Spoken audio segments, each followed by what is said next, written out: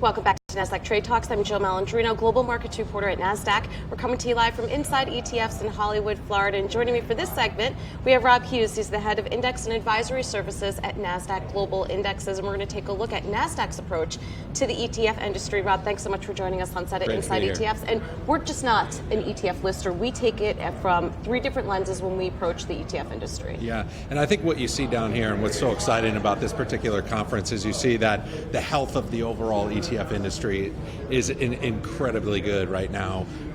From a provider perspective, you're looking at new products coming to market in the thematic and ESG space. So from an index provider perspective, we look at it and say there's a lot of opportunity for us. You have from a listings perspective, you have the new ETF rule, and you have the semi-transparent active ETFs coming to market. So from a product perspective, we're seeing innovation there.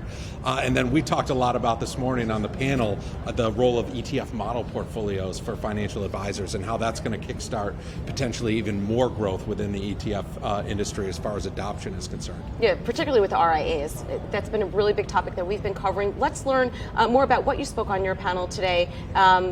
With the industry, what are you hearing from the constituents? Yeah, I think one of the big topics that we're talking about down here this time around is certainly the ESG reality.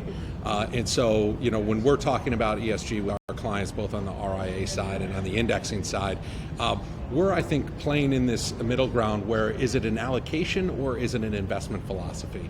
And so when we think about it from an indexing perspective, we want to provide the opportunity for advisors to make allocations towards an ESG related strategy.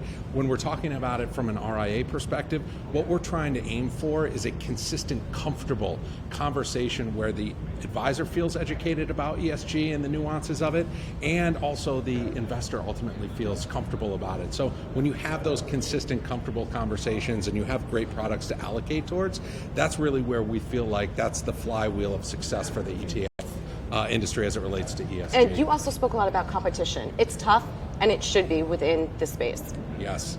Well, I think, look, at the end of the day, what's great about the U.S. market is it's incredibly competitive, and that's a great model for us to export around the world. I think it also makes sure that whatever we do as far as ETF issuers, ETF listings, being an index provider, being an RIA, is we're delivering value ultimately to the end investor.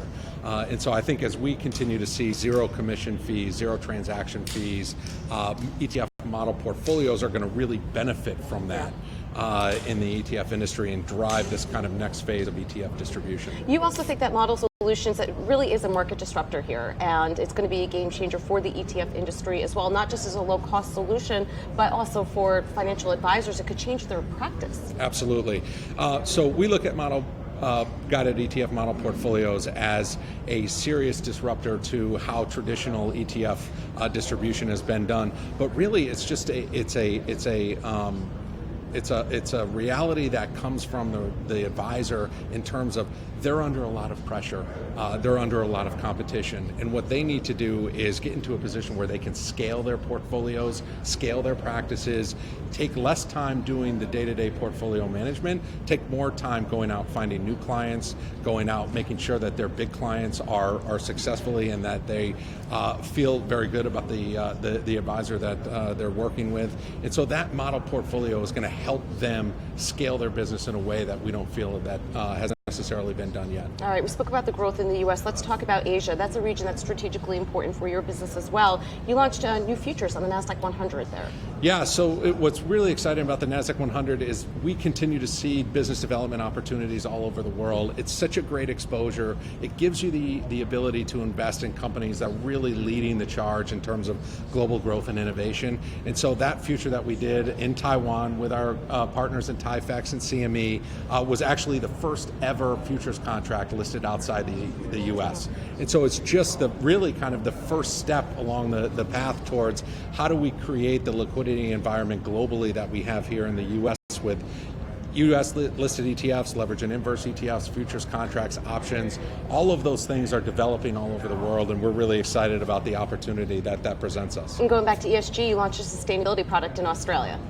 Yes, we did, and that is with our partners at Beta Shares. That's actually one of the larger ETFs in the world in terms of that sustainability. But I think it shows you that the things that we're talking about here, specifically at this conference and in the U.S., those things are happening all over the world.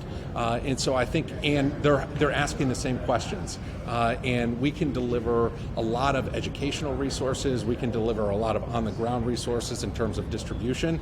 So what we do here in the U.S. is reflective of what we see as demand overseas, and that product in Australia is a perfect example that the ESG conversation is global. Oh, it's not just local. It certainly is. And Latin America, you're seeing opportunity there too. That's another region to tackle. Yeah, well, was really excited. We launched our very first Nasdaq 100 product in Brazil in December with XP. It was a structured product.